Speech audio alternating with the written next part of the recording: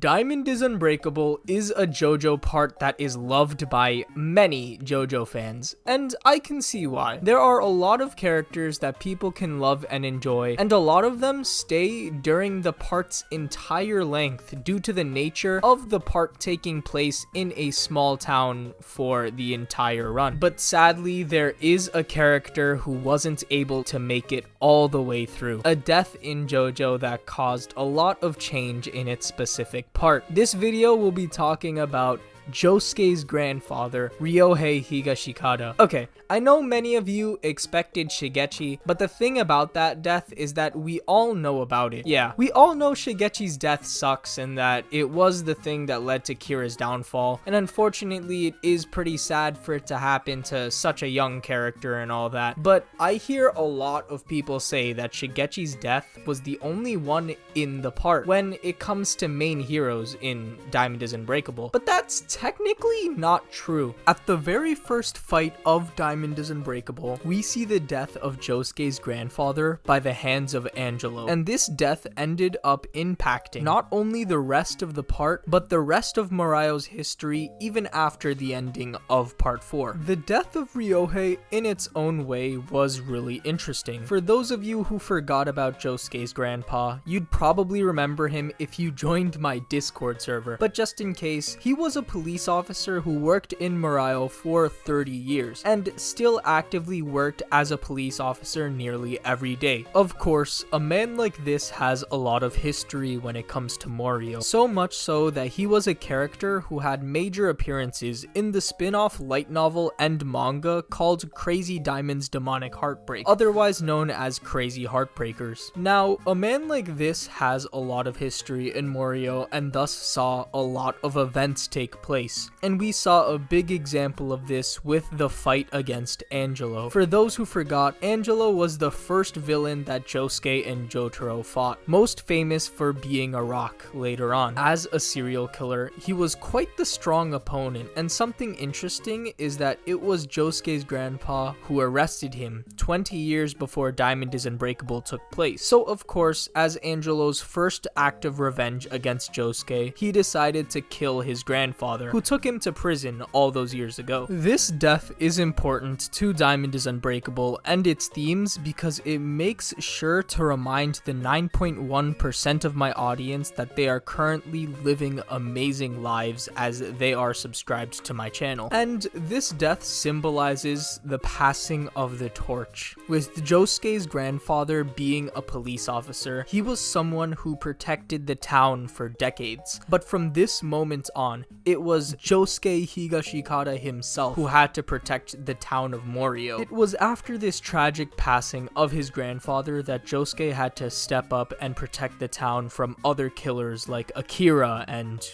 Kira. It's implied that Josuke didn't really do much besides heal people every now and then before this. Like, I highly doubt Josuke ever fought against another stand user before the events of Diamond is Unbreakable, excluding the spin-off manga I mentioned previously, of course. Meanwhile, his grandfather was out here saving lives every day. And then, when Ryohei died, we got to see Josuke finally shine, protecting the city in different and various ways nearly every single day. This is something that was said in Diamond is Unbreakable, that Josuke now has to protect the town, but I think this is something that goes heavily overlooked due to everything that happens in the part right after. It's honestly a really beautiful scene and something that I wish got more praise.